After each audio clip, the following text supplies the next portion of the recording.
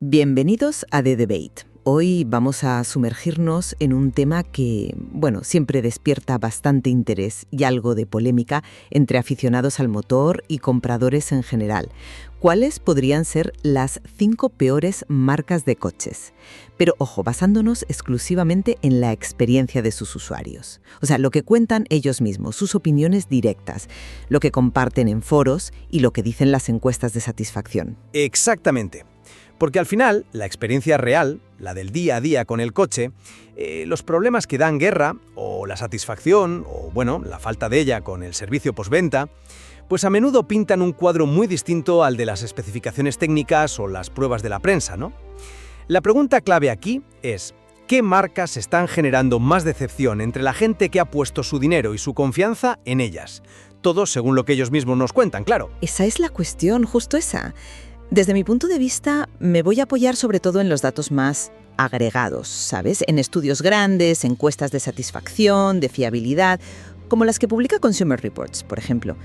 Nos dan una visión amplia, identifican patrones de insatisfacción o incluso de arrepentimiento de compra en ciertas marcas y modelos específicos. Y yo, mi planteamiento va a ser cuestionar un poco si esas cifras globales, que son útiles, no nos engañemos, capturan toda la verdad del asunto.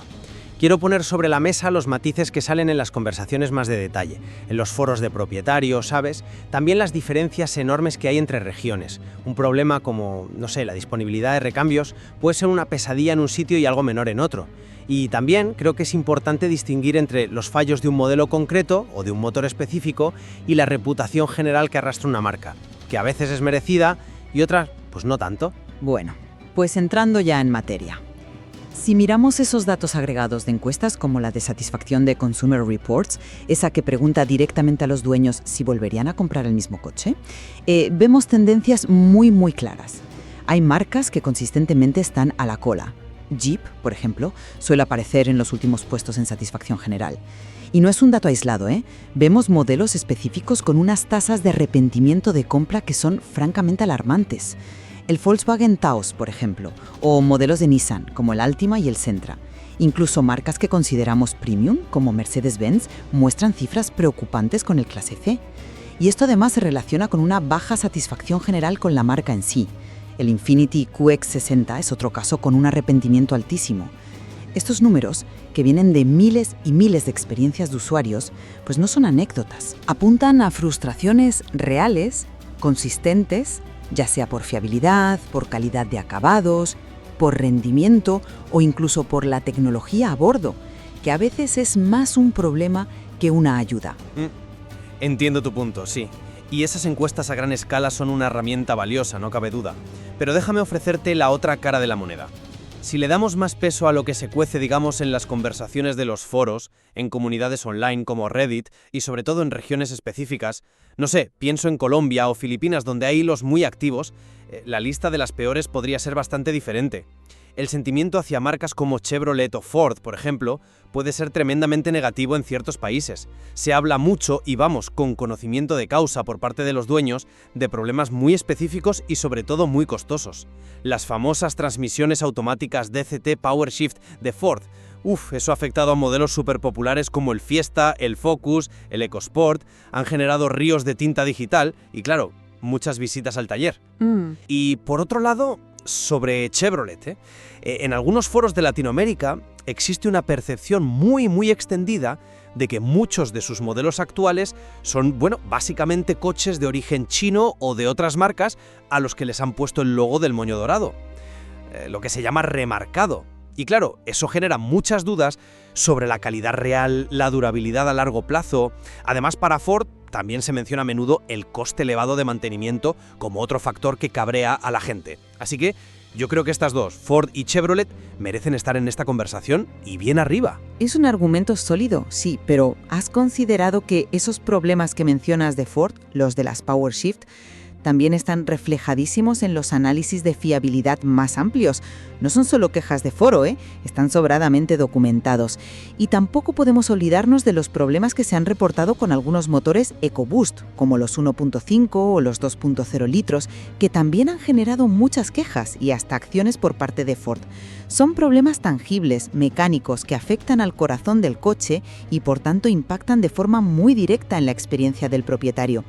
Quizá la percepción en los foros amplifica el problema, ¿vale? Pero la base está ahí, en fallos de diseño o de fabricación. No, si no niego que existan esos problemas en Ford, para nada. Pero insisto en la percepción comparativa. En los mismos foros donde se critica a las PowerShift, la visión sobre Chevrolet en algunos mercados puede ser aún más dura. Se usan calificativos, fortísimos. Se desaconseja totalmente comprar uno de segunda mano. Y la idea esa del remarcado cala muy hondo. Modelos como la antigua Captiva, que era de origen Daewoo, el Cruze, el Sonic, o incluso pickups como la Colorado, la Silverado 1500 en ciertas versiones o años, acumulan críticas por fiabilidad, por acabados, por costes de reparación. Puede que Ford tenga fama de mantenimiento caro, sí, pero esa sensación general de baja calidad o de que te están dando gato por liebre con algunos Chevrolet parece generar una frustración distinta, quizá más profunda, ¿no?, en la experiencia de ciertos usuarios. ¿No crees que esa percepción, aunque sea subjetiva, es parte fundamental de la experiencia del usuario de la que hablamos? Reconozco que la percepción es clave, sí. Y esos comentarios tan negativos sobre Chevrolet son un indicador importante. De hecho, modelos como el Colorado y el Silverado 1500 también aparecen en listados de baja fiabilidad de Consumer Reports, por problemas variados, desde la transmisión hasta la electrónica, o incluso fallos tontos relacionados con los neumáticos que han motivado llamadas a revisión. Pero volviendo a mi planteamiento inicial, el de las encuestas, el caso de Jeep es que es difícil de ignorar. No solo la baja satisfacción general, es que modelos como el Compass o el Grand Cherokee híbrido enchufable, el PHEV, muestran tasas de arrepentimiento altísimas, que superan el 60% en algunos estudios. El Compass, de hecho, fue calificado por Consumer Reports como uno de los peores SUV pequeños, citando un interior incómodo, mucho ruido del motor, problemas de transmisión.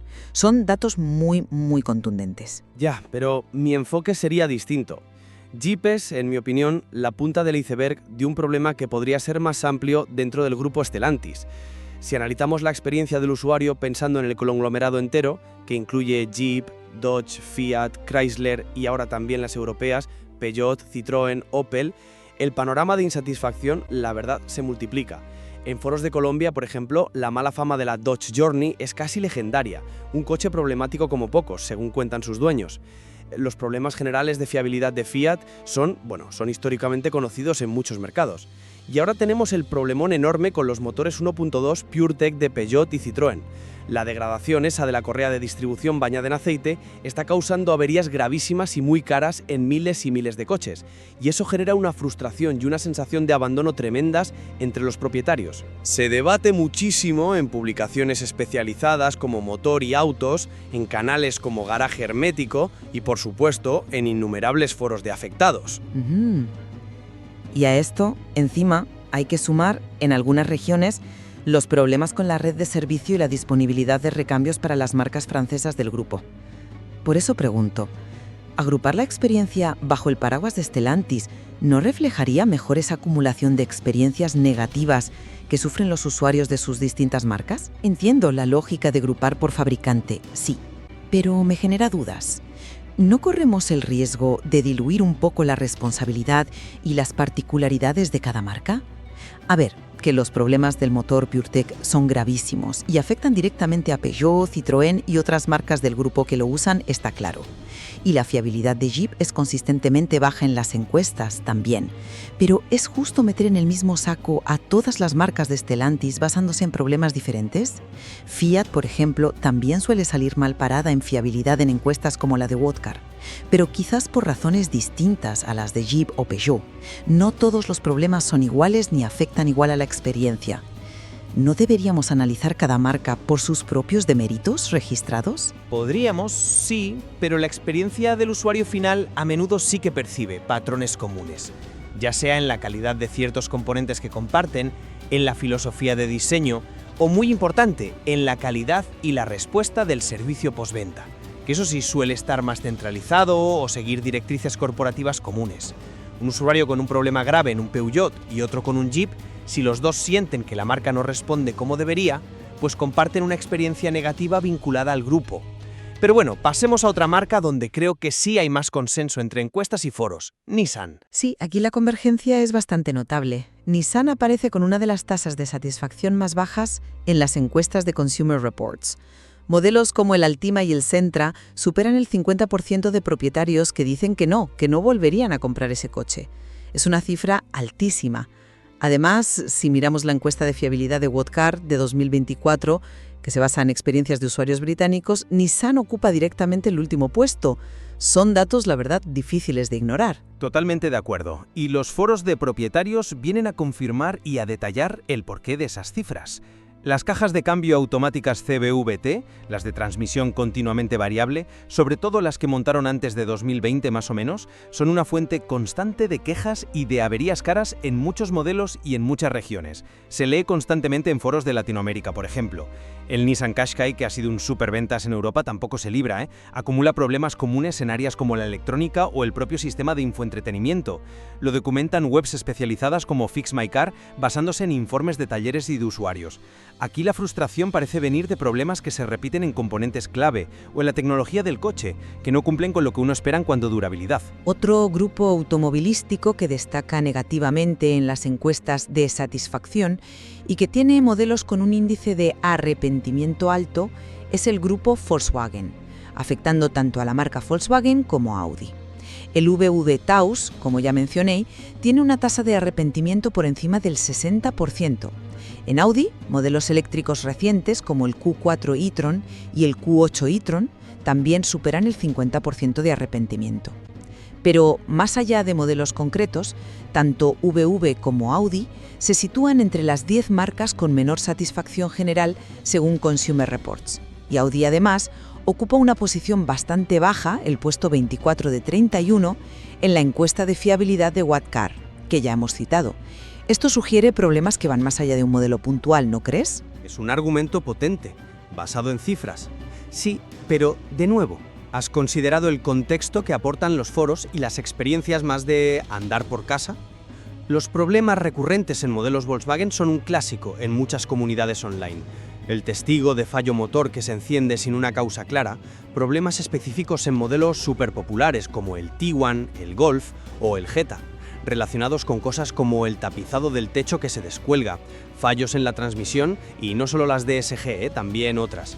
Problemas con el turbo. Son quejas súper habituales en foros, por ejemplo en Filipinas se ven mucho. El VW Atlas, un SUV grande muy popular en Norteamérica, además de tener una fiabilidad predicha como baja por Consumer Reports, acumula ya varias llamadas a revisión por fallos diversos. La cámara trasera, los faros. Quizás, como se ha sugerido en análisis como los de garaje hermético, hubo un bache de calidad generalizado en algunas marcas alemanas hace unos años, y los efectos los siguen sintiendo los propietarios de coches que no son tan antiguos. Podría ser una herencia de problemas de juventud de tecnologías complejas que metieron muy rápido. Es una hipótesis plausible, sí. La creciente complejidad tecnológica en los coches modernos, como señalan estudios sobre fiabilidad que se mencionan en sitios como IDUS o garaje hermético, incrementa inevitablemente la probabilidad de fallos, sobre todo electrónicos o de software. Las marcas alemanas, que a menudo son pioneras en meter estas tecnologías, quizás sufrieron más al principio para afinarlas. Y esto nos conecta directamente con la cuestión del quinto puesto en esta lista de peores experiencias. Si me ciño estrictamente a los datos de satisfacción de Consumer Reports, tendría que señalar a Mercedes-Benz. Presenta una satisfacción general sorprendentemente baja. Un 47% de propietarios dice que no repetiría marca. Y modelos como el Clase C tienen un 55% de arrepentimiento de compra. Son cifras que, la verdad, chocan bastante con la imagen premium que tiene la marca. Pues yo propondría una perspectiva diferente para ese quinto puesto, centrada en un tipo distinto de mala experiencia de usuario que está emergiendo con mucha fuerza últimamente, la que está relacionada con algunas marcas chinas que se han implantado de forma masiva y reciente en ciertos mercados. Pienso en MG o Geely y otras similares. Y el problema no es necesariamente que los coches sean malos de por sí o poco fiables de entrada, algunos incluso sorprenden por su relación calidad-precio inicial, hay que decirlo. La gran frustración y esto se lee con mucha amargura en foros de usuarios, por ejemplo en Filipinas o en algunos países latinoamericanos, viene después un servicio postventa deficiente, talleres que no tienen ni idea de cómo reparar ciertas averías y sobre todo una alarmante y desesperante falta de disponibilidad de recambios. Tener que esperar meses por una pieza de chapa después de un golpecito o incluso tener problemas para conseguir filtros o pastillas de freno para el mantenimiento básico. Eso arruina por completo la experiencia de tener el coche y genera una ansiedad enorme. ¿No es esto una mala experiencia de usuario tan válida como una avería mecánica? Es un matiz crucial, desde luego. La experiencia de tener y usar un coche va mucho más allá de que el motor funcione bien. Incluye el mantenimiento, la reparación, la atención al cliente. Y tienes razón, la fiabilidad y la satisfacción varían enormemente incluso dentro de la misma marca. Mencionabas antes BMW. Es cierto que ha tenido motores con problemas conocidos, como los diésel N47 o los gasolina N54, y en algunos foros se critica el coste alto de mantenimiento. Sin embargo, en las encuestas generales de satisfacción, BMW suele obtener puntuaciones altas y muchos de sus modelos se consideran muy fiables. Eso demuestra que no se puede generalizar a toda una marca por un fallo concreto, por grave que sea. Exacto. Y hay más factores, claro. El tipo de vehículo influye en cómo envejece. Datos de las inspecciones técnicas alemanas, la TÜV, que analizan en fuentes como IDUS o garaje hermético, sugieren patrones interesantes. Los coches deportivos tienden a presentar menos defectos graves con el paso de los años, mientras que los monovolúmenes o los SUV pequeños suelen envejecer peor. Podría ser por el tipo de uso, por el cuidado que reciben, no lo sabemos seguro, pero el dato está ahí. Y la complejidad tecnológica creciente, como ya apuntamos, también juega su papel, claro, aumentando los puntos potenciales de fallo. Son todos elementos que complican la decisión y el análisis, sí. Incluso las llamadas a revisión oficiales, que en España las registra la DGT, son un indicador, aunque diferente. No miden la satisfacción subjetiva, sino defectos detectados por el fabricante que pueden afectar a la seguridad u otros aspectos y que obligan a una corrección. Pueden ser un indicio, claro, pero no cuentan toda la historia de la experiencia diaria del usuario.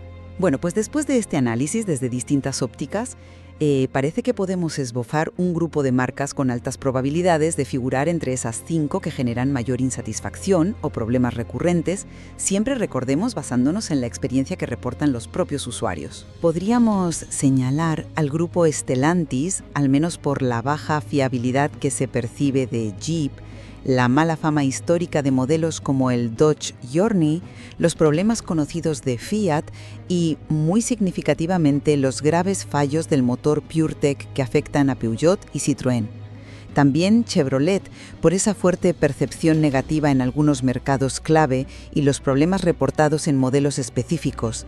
Ford, principalmente por los problemas bien documentados con las transmisiones PowerShift y ciertos motores EcoBoost, sumado a un coste de mantenimiento que se percibe como alto. Nissan, por su consistentemente baja satisfacción y fiabilidad general, muy ligada a problemas con las cajas CVT y otros componentes. Y finalmente el grupo Volkswagen, VW y Audi, debido a las bajas tasas de satisfacción general, el alto arrepentimiento en modelos clave y los problemas de fiabilidad que se reportan tanto en encuestas como en foros. Coincido en que esas son las candidatas más sólidas que emergen cuando combinas los datos agregados con las discusiones más cualitativas de los usuarios. Sin embargo, y esto es absolutamente fundamental recalcarlo, la experiencia individual de un propietario puede ser radicalmente diferente. Depende críticamente del modelo exacto, del año de fabricación, de la motorización concreta, un motor puede ser un desastre y otro de la misma marca, una roca, del mantenimiento que haya recibido el coche. Como bien apuntan empresas como Endurance Warranty, la falta de un mantenimiento básico y preventivo está detrás de muchísimas averías gordas que luego achacamos a fallos de fiabilidad. Y, no nos olvidemos, de factores regionales que son decisivos, la calidad real de la red de talleres y la disponibilidad efectiva de recambios. Lo hemos visto claramente en las experiencias tan distintas entre Europa, Colombia o Filipinas. Totalmente cierto. Incluso las marcas peor valoradas en promedio pueden tener modelos excelentes, fiables y muy recomendables. Y al revés, marcas con una reputación estupenda pueden lanzar al mercado modelos con problemas serios. La clave para cualquier comprador es investigar a fondo, ir más allá del logo que lleva el coche en el capó y centrarse en el modelo, la versión y el año concretos que le interesan. Y para eso, las fuentes más valiosas son precisamente las que hemos estado discutiendo hoy.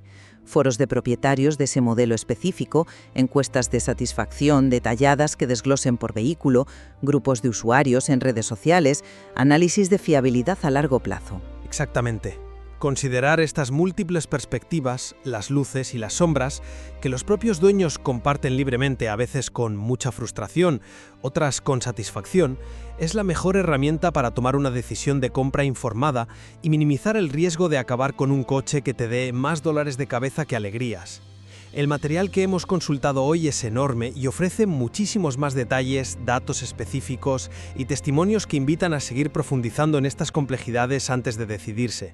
La experiencia de otros es, sin duda, una guía muy valiosa.